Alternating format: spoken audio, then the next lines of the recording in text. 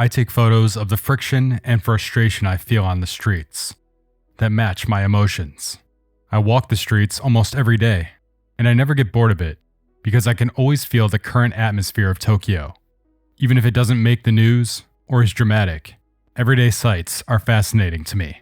His work is capable of allowing those who view it to take a different look at street photography in the modern era, its processes, and how much further some artists are able to push the medium. The high contrast black and white of his images draw a connection to the lineage of photographers he is a creative descendant of, including Daido Moriyama, Aika Hosoi, Tamatsu Shomei, and the entire Provoke and Vivo collectives. He has gone on to create his own collective in the form of VoidTokyo, been caught in the middle of a huge controversy involving Fujifilm, and continues to create work that stands out among much of what is created today, while carrying on the progress made in past generations of distinct Japanese street photographers. This is Street Smarts Volume 26, Tatsuo Suzuki. Tatsuo Suzuki was born in Tokyo and has been taking photographs all over the city and surrounding areas since 2008. Even though he spent so much time in Tokyo, he had this to say about his experience there. Although I currently live there, I feel as if I'm floating on the streets. His background is in law, but he picked up photography as a hobby once digital cameras became more practical to use. DSLRs were becoming more popular, and I realized it would be a good hobby because I can take photos anytime. He began his street photography career serendipitously. I took a candid shot of a seller, and just in that particular moment, I realized this is the kind of picture I want to take in my life. I like people very much. His style is in your face, always black and white, and driven by emotion, which bring with it a harmony between chaos and serenity. On the topic, he has stated, "My street photography style expresses my feeling. It should not be anything else, and should speak to people more than words. And only black and white. Black and white images are distinguished by their essentiality, and the ability to make you feel deep emotions. I think that black and white photographs make imagination fly." Released in 2020, Friction/Tokyo Street is his most beloved work to date. Through my own eyes, I would like to express the tension, the edged frustration, the taut atmosphere, and the feelings that beat inherent in the city. Suzuki does this by capturing the mundane aspects of everyday life with his own strong voice, and displaying that voice in the 150 images that make up this highly sought-after book, which due to its limited run, now sells in the ballpark of 10 times its original price. The work is influenced by the images of Robert Frank's The Americans, in a way that showcases Tokyo in a similar kind of haphazard and visually flowing fashion, but also bears influence from Kodaka and William Klein, who Tatsuo has stated are photographers who have made a big impact on him. This book won the Steedle Book Award Japan, which was established in 2016. For this competition, photographers submit demo books of their work. Then Steedle prints and releases the work of the winning photographer. Tatsuo had this to say about creating this body of work. "I always embrace spontaneity. I have really good photographic luck. When my intuition kicks in, and I decide to walk in a certain direction, I end up encountering a special scene. This type of spontaneity and luck is captured through how he feels when walking through Tokyo. The sense of hustle, noise, tension, loneliness, and so on. I also consider whether beauty is inherent within the photo itself." The images of this book largely consist of close-ups of people. In regard to capturing people over places, Suzuki has stated that he is drawn to emotions over everything else. "Before becoming a photographer, I worked for 25 years as a salesman. The unsupportive work environment and the sight of people exhausted by their daily lives in Tokyo's streets mirrored my own repressed emotions. Some people may not feel any friction in the city of Tokyo, and many may not feel a sense of tension either. For me, it's about how my environment, emotions, and upbringing intersect with the bustling atmosphere of Tokyo. When these elements cross paths, I feel tension." One of my main goals for this channel, if it continues to grow, is to start a zine that collaborates with people all over the world. These zines are one of the main influences on that idea.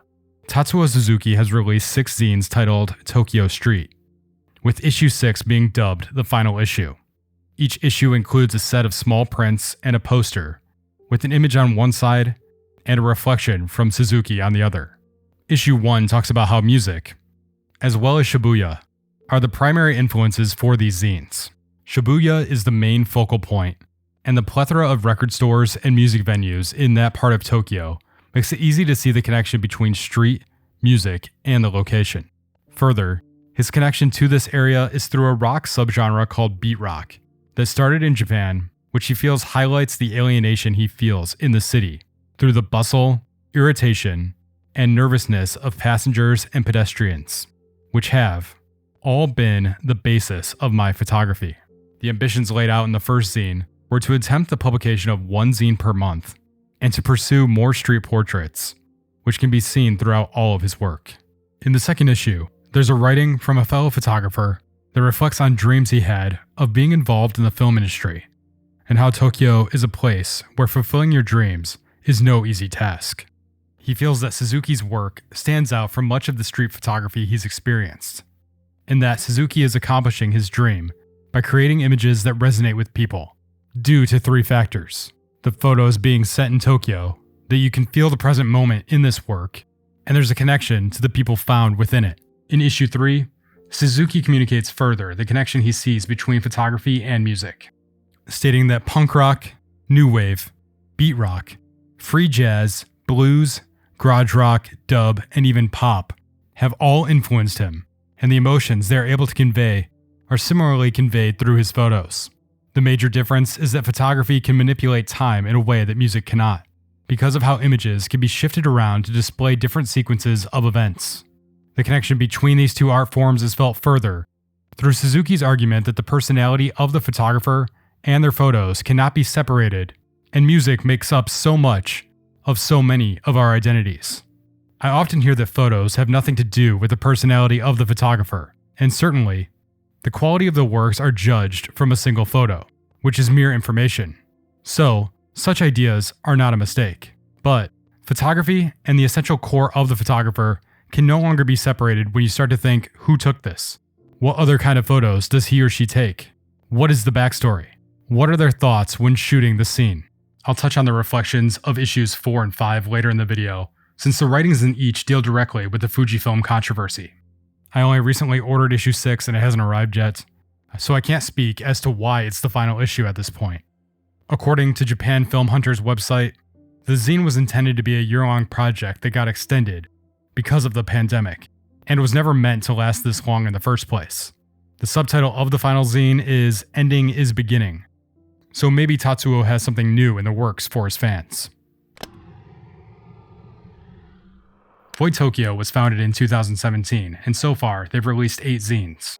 Every time I look at the work of VoidTokyo, I can feel Tokyo and ask, what kind of world do we live in now? The members of VoidTokyo are working every day with the aim of helping to answer that. I was lucky enough to go to VoidTokyo's gallery showing that was held in Ginza in the summer of 2023 titled Sharaku, which, from what I can find, is the name of a Japanese printmaker from the 18th century. I cannot tell if this is the exact intention of the word for this gallery showing, because in an interview with Suzuki, he claims that it has to do with the sharing of images from multiple perspectives. Either way, it works, since one of the main ambitions of VoidTokyo was to take photographers who had largely existed online and create printed versions of the work through the zines VoidTokyo publishes, which include the work of multiple photographers spread across each issue. When talking about who was selected to join the collective, Suzuki had this to say: I approached photographers who were interested in my work, but mainly active on the internet without having the opportunity to exhibit or publish their photo books. The idea behind VoidTokyo is to take pictures of Tokyo together and leave them on paper, because no matter how good a photo is on the internet, it just goes on the Instagram timeline and nothing physical remains. While the zines are awesome, and something I think more photographers, myself included, should pursue in terms of printing our own work, it is absolutely incredible seeing these images printed in the large size that was chosen for that event. VoidTokyo consists of 11 members whose Instagram pages are linked below, most of whom, but not all, photograph primarily in black and white. Each photographer uses their own distinct and unique style to showcase their perspective of Tokyo's architecture, beautiful women, textures, and abstract photography on an image-to-image level. But at a larger scale, the main subject of all of the group's work in its entirety is Tokyo itself. We continue to take pictures of Tokyo from our own perspectives. It's a city undergoing remarkable changes. With each issue and exhibition, Tokyo is compiled from those various perspectives and accumulated. This topic has already been covered extensively, but you can't really tell Suzuki's story without including it. Tatsuo Suzuki was effectively cancelled in the eyes of a lot of people who saw an ad campaign that was promoting him and his photography as a Fujifilm user alongside the release of the X100V. People who saw this video were shocked over how he conducted himself while shooting, as they felt that it was far too abrasive. This topic has largely been covered to death with people voicing their opinions for and against Tatsuo. In covering it here, I thought I would offer what Suzuki himself had to say on the matter, as well as people who are close to him and their reflections on it. As a result of the backlash, Fujifilm pulled the advertisement they had made for Suzuki promoting the X100V.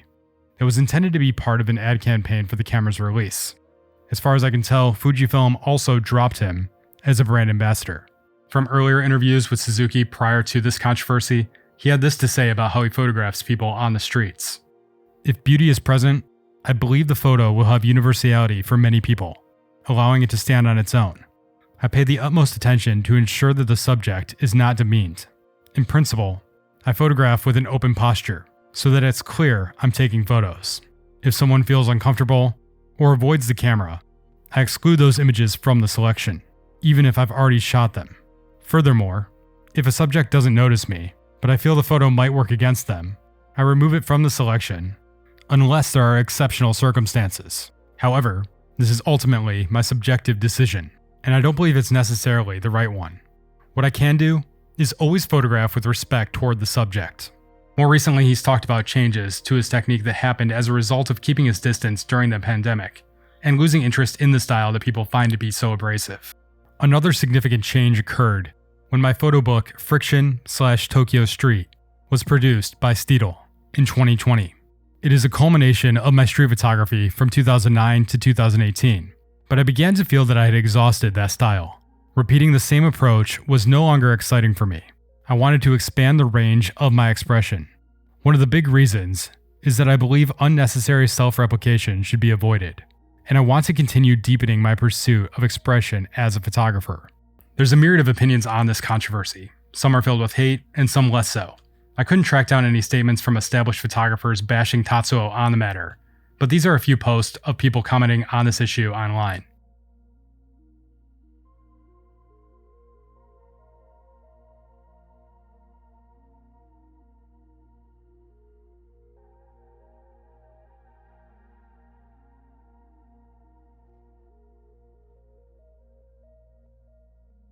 I choose to take the perspective of those who know him personally, and those who I've only seen as positive influences through most, if not all, of their material that's been posted on Instagram and YouTube over the years that I've been following them. In an interview with Inverse.com, Lintero, who runs the Samuel Streetlife YouTube channel, had this to say on the matter. I can understand that it may look very aggressive and rude, seeing him approaching his subjects, but he is still very considerate and apologizes when the discomfort of his subjects is greater than intended. In the end, he is very aware of people's perception of him, and he does understand the consequences. Lintero obviously knows Suzuki personally, and also has a video interviewing him on his channel, which will be linked in the description. In the same article, another street photographer, Ulysses Aoki, says that the video that sparked the controversy only covers a portion of how he shoots. You can watch other footage of him on the street, with a smile on his face, interacting with the people he's shooting. But he also admits that this situation has made him and many other candid photographers rethink the value of candid photography and our relationship with wider society, including companies. In issue 5 of the zine, critic Kenji Takazawa reflects on what makes ethical street photography and the fears individuals have about appearing without their consent in the work of street photographers. His argument is that a single photo can be taken out of context and could be cause for concern. But when a photographer has a large body of work that any single individual is a part of, there's enough information to really tell if they're being artistically portrayed or if they're being shown in a negative light. Kenji stated, "A street snapshot appears unconvincing if taken and published anonymously. It only becomes a work of art when the photographer is fully liable for his or her expression." And later, Suzuki has also been presenting his works as an artist. Following the tradition of city snapshots, He's been photographing in Tokyo for a long time. It is also worth mentioning that he blurs the lines between reality and fiction by mixing street snapshots with photographs of models. With this purposeful blurring between staging and non-staging, he casts doubt on the myth that street snaps are merely an expression of the unconscious, and simultaneously makes them prescriptive to the hypersensitivity to use of personal images and the symptoms of snapphobia. In Tokyo Street Volume 4, Suzuki makes his own case for what happened in the Fujifilm video. In a nutshell, as the only Japanese photographer from the selected candidates, the request from Fujifilm to create a video stimulated me to such an extent that my excitement made me more aggressive when shooting the photos than I typically would be. Unfortunately, due to the controversial response on social media, the video was deleted within half a day of its release. Upon seeing the video myself, its intensity made me think this outcome was inevitable. What have I been doing since this incident? I've continued to shoot in the city. I haven't received any complaints on the streets. I haven't developed any negatives of subjects who acted uncomfortable when I photographed them. And I wouldn't select any questionable, unethical photos. However, some photos do leave me feeling ambivalent and torn. In those situations, I contemplate how successful the photo is, or the beauty within it. The final decision is only made when I've chosen whether or not I can take full responsibility for the photo in question. He then talks about how he stopped taking photos for a while since the whole situation put him off of it, and closes the statement with, "However, the only thing I have left to do is take photographs. Continuing to shoot is my life. This belief keeps me alive every day. I continue to search for ways to express my subjects in a respectable way using street photography." Whether you have more empathy for Suzuki or the people he has chosen to make the subjects of his work is up to you, and clearly up for debate. However, I think it's clear from his own statements and testaments of those around him that he's not a malicious person, and his photos aren't taken with harmful intentions.